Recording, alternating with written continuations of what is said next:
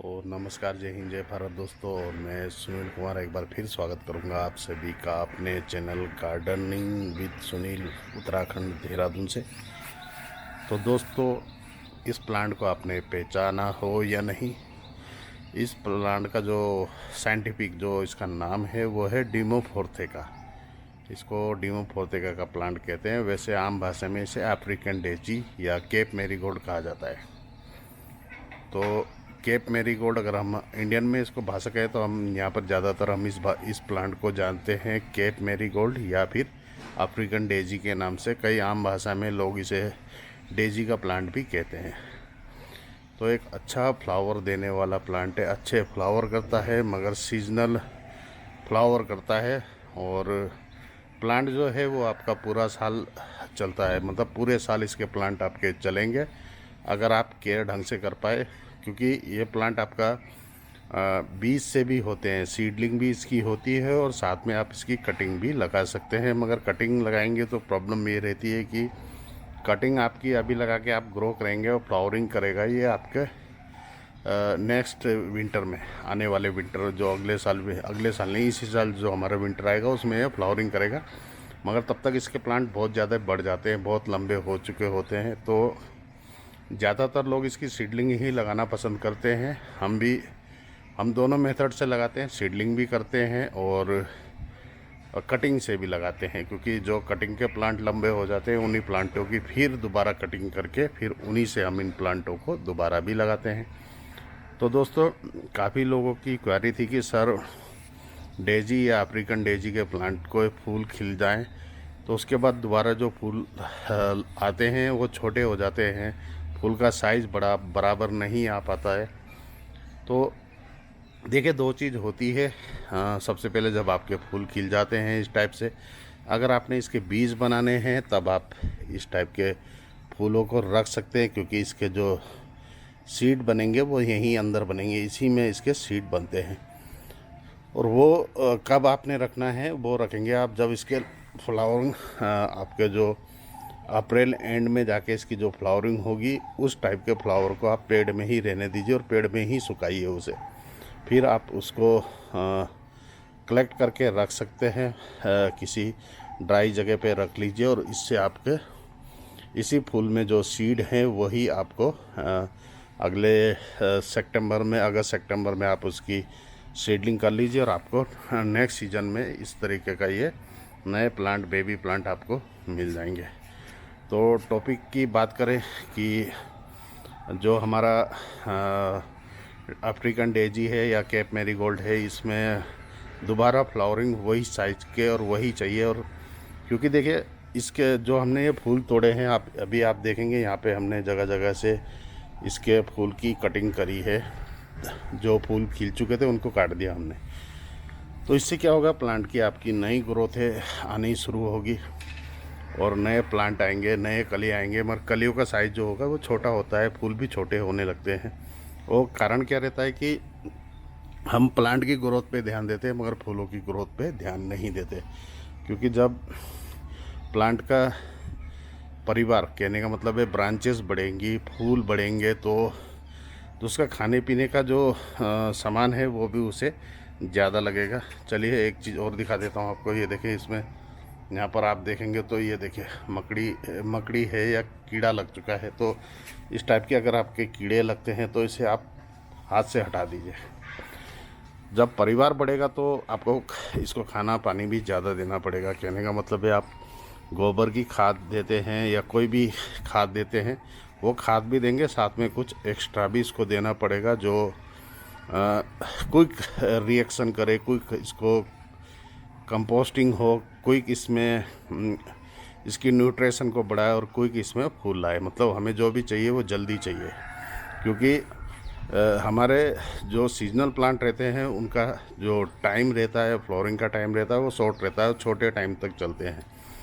तो आप इस टाइप से सीडलिंग के लिए अपने फूलों को कलेक्ट करके रख सकते हैं या फिर इसकी कटिंग लगा सकते हैं। अगर कटिंग लगाना चाहें तो इस समय लगा लीजिए, मगर फ्लावरिंग है तो कटिंग इस समय पे ना लगाएं। हो सकता है तो अप्रैल में इसकी आप कटिंग लगा सकते हैं। और जो इसके फूलों का रेशो है उसके लिए आप क्या कीजिए कि अपने प्लांटों में जो फूल आपके मुरझा गए हैं, ख़त्म हो गए, उन फूलों को आपने कट कर दीजिए, जिससे नई ब्रांचेस आएगी। नई ब्रांचेस आएंगे तो फूल नए आएंगे, नए फूल आएंगे, उनकी ग्रोथ छोटी होती है। उसके लिए आप क्या कीजिए, अपने प्लांट में आपने देना है खाद। तो आप जो खाद देंगे वो रहेगी गोबर की खाद। और इस समय पर जो आपके प्लांट है उसे आप जो खाद देते हैं वो ड्राई फॉर्म में ना दें, उसे हो सकता है तो आपने लिक्विड फॉर्म में देना है। आप गोबर की खाद को भिगाकर जो उसका पानी बनेगा वो पानी को आप दे सकते हैं। और साथ में आप इसमें कलियां और फूलों की मात्रा ज़्यादा और ज़्यादा से ज़्यादा करने के लिए एक काम और कर सकते हैं, वो रहेगा आप ये देखिए मैं आपके सामने ही कर रहा हूँ। ये है हमारा सरसों की खल्ली का पानी, और इसे 2 दिन भिगाने के बाद जब आप बनाते हैं तो ये इस टाइप से बन जाता है। इसे अपने प्लांटों पर हर 10 दिन में आपने अप्लाई करना है। अब आप कितना देंगे ये आपके ऊपर है, आप प्लांट के हिसाब से इसे दे सकते हैं। और ऐसा नहीं कि इसे और प्लांटों को नहीं दे सकते, आप और प्लांटों को भी दे सकते हैं। ये देखिए आप इसे जरबेरा के प्लांट में या आपके गजनिया के प्लांट है, इनमें भी ये खाद आप अप्लाई कर सकते हैं। और जिससे आपके फूल बेहतरीन तो आएंगे ही आएंगे, साथ में फूलों की तादाद ज़्यादा होगी। क्योंकि सरसों की खल्ली का पानी क्या है, जो आपके प्लांटों को जल्दी से जल्दी एक्शन में लाता है और फ्लावर की तादाद को बढ़ाता है। आप सरसों की खल्ली का पानी गुड़हल के प्लांट पे अप्लाई कर सकते हैं, आप गुलाब के पेड़ों पे अप्लाई कर सकते हैं, चाहे तो आप प्राइम रोज को दे सकते हैं या कलांचो के प्लांट में दे सकते हैं, जरबेरा को दे सकते हैं। ऐसे करके आप और पेटोनिया को दे सकते हैं, या आइस प्लांट को, चमेली, गजनिया वगैरह इस टाइप के प्लांटों के भी आप इस खाद को अप्लाई कर सकते हैं। केवल अगर अप्लाई ना करें तो केवल आपके इम्पीसेंस के प्लांट पे ये खाद आप अप्लाई ना करें, बाकी आप प्लांटों को दे सकते हैं। खासकर जो हमारे सीजनल प्लांट रहते हैं उन पे ज़रूर अप्लाई करें, और हर 10 दिन में 1 गिलास अपने गमलों को दें। इससे क्या रहेगा, आपकी प्लांट की ग्रोथ अच्छी आएगी, आपके फूल अच्छे आएंगे, फूलों की तादाद ज़्यादा आएगी। और क्योंकि हर प्लांटों को न्यूट्रिशन चाहिए, नाइट्रोजन चाहिए, तो न्यूट्रिशन भी मिलेगा और नाइट्रोजन भी मिलेगा। हम गोबर की खाद देते हैं जो स्लो रिलीज़ में काम करता है, जो प्लांटों की ग्रोथ को बनाए रखता है लगातार। मगर जो हम इस टाइप की सरसों की खल्ली की पानी वगैरह देते हैं, उससे क्या रहता है कि आपके प्लांटों में अगर आप देखेंगे तो ब्रांचेस ज़्यादा से ज़्यादा आती है। और क्योंकि ये मेरा तीसरी बार दे रहा हूँ मैं, तो तीसरी बार में आप देख सकते हैं पेड़ों पे इसके मल्टी ब्रांच कितने निकलने लगे हैं, और फूलों की तादाद आप देख सकते हैं 8 इंची के गमले में लगे हुए फूल हैं और कितने ज़्यादा भारी तादाद में इसमें फूल आ रही है। तो इतना करके भी आप अपने सीजनल प्लांट या अफ्रीकन डेजी या फिर कहें तो डेजी के प्लांट, अफ्रीकन डेजी के, मेरीगोल्ड के प्लांट को अच्छे से अच्छा खाद भी मिल जाएगा, और उसके जो ग्रोथ आएगी वो ज़बरदस्त आएगी। फूल आपके ज़्यादा से ज़्यादा बने रहेंगे।